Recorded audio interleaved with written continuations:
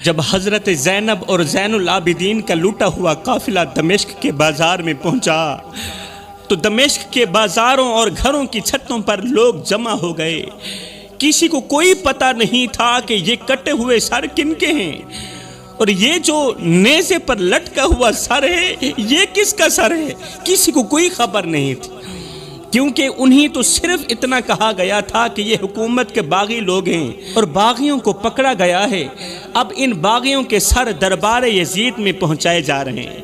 کسی کو کوئی پہچان نہیں تھی کہ یہ کس کا قافلہ ہے۔ باہر لوگوں کا ہجوم تھا مگر قافلے کے اندر بھوک تھی، قافلے کے اندر پیاس تھی۔ چھتوں پر جو لوگ چڑھے ہوئے تھے تماشا دیکھ رہے تھے، ان میں سے ایک بوڑھی خاتون بھی شامل تھی۔ بوڑھی عورت نے دیکھا یہ قیدی لوگ ہیں، مسافر ہیں، پریشان حال ہیں، تو اس خاتون نے ان قیدیوں کی طرف پانی بھیجا، کیونکہ ان قیدیوں کو بہت زیادہ بھوک لگی ہوئی تھی، بہت زیادہ پیاس لگی ہوئی تھی۔ اس نیک خاتون نے ان قیدیوں کی طرف پانی بھیجا، کھانے کی کچھ چیزیں بھیجی، کچھ کپڑے بھیجے اور ضرورت کا ساز و سامان بھیجا۔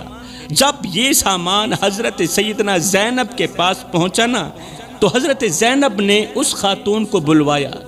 جب وہ خاتون حضرت زینب کے قریب آئی تو سیدہ زینب نے فرمایا، بی بی تو نے ہمارے ساتھ کتنی بڑی نیکی کی ہے۔ کوفہ سے لے کر دمشق تک کسی نے ہم سے ہمارا حال تک نہیں پوچھا، اور ایک تو ہے جس نے ہمارے ساتھ اتنی بڑی بھلائی کی ہے، ہمیں پانی پلایا، ہمیں کھانا کھلایا۔ اس خاتون نے کہا، اور تو کچھ نہیں، میں چھوٹی عمر میں مدینے میں رہتی تھی اور سیدہ فاطمہ الزہرا کی خدمت کرتی تھی۔ جب سیدہ فاطمہ الزہرا کا آخری وقت آیا نا تو سیدہ نے مجھے ایک وصیت کی تھی۔ وہ وصیت یہ تھی، فرمایا تھا، بیٹی جب کبھی قیدی نظر آئیں تو ان سے اچھا سلوک کرنا۔ بیٹی تیری زندگی میں جب کوئی تجھے قیدی نظر آئے نا تو ان سے اچھا سلوک کرنا، ان قیدیوں کو پانی پلانا، ان قیدیوں کو کھانا کھلانا۔ اس کے بعد خاتون کہنے لگی، اے میری قیدی بہن، میں نے تو سیدہ فاطمہ الزہرا کی وصیت پر عمل کیا ہے۔ میں نے جب دیکھا کہ یہ قیدی ہیں اور مجھے سیدہ فاطمہ الزہرا کی وصیت یاد آ گئی، میں نے تو بس وہ وصیت پوری کی ہے۔ زندگی میں پہلی بار مجھے موقع ملا، مجھے قیدی نظر آئے تو میں نے کہا انہیں کھانا کھلا دوں، پانی پلا دوں، ہو سکتا ہے مخدومہ کائنات مجھ پر راضی ہو جائے۔ سیدہ زینب نے جب اس خاتون کی یہ باتیں سنی تو فرمایا، اے خاتون اللہ تیرا بھلا کرے، اللہ تجھے اس کا اجر دے۔ اے خاتون تو نے ہمارے ساتھ اتنی بڑی نیکی کی ہے، بتا ہم تیرے لیے کیا کریں؟ ہم اس وقت قید میں ہیں، مسافر ہیں، مظلوم ہیں، اور تو کچھ نہیں کر سکتے، دعا تو دے سکتے۔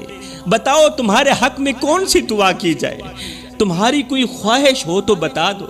تم نے ہمارے ساتھ اتنی بڑی بھلائی کی ہے، ہم پیاسوں کو پانی پلایا ہے۔ اس خاتون نے کہا، اے میری قیدی بہن، میری ایک ہی آرزو ہے، بس دعا کرو وہ آرزو پوری ہو جائے۔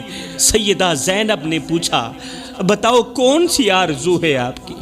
اس خاتون نے کہا کہ جب میں حضرت سیدہ فاطمہ الزہرا کے گھر سے ہمیشہ کے لیے نکلی تھی، اس وقت میری مالکن حضرت سیدہ فاطمہ الزہرا کے چھوٹے چھوٹے شہزادے تھے، حسین اور بی بی زینب۔ یہ بہت ہی معصوم تھے، ایک حسین تھا اور دوسری بی بی زینب کے نام سے معصوم بچی تھی۔ زمانہ گزر گیا، میری تب سے خواہش ہے کہ کبھی زندگی میں حسین اور زینب کی زیارت کر سکوں۔ اے میری قیدی بہن دعا کرو اللہ میری یہ خواہش پوری کر دے اور مجھے حسین اور زینب کی زیارت نصیب ہو جائے، مجھے حسین اور زینب کی زیارت نصیب ہو جائے۔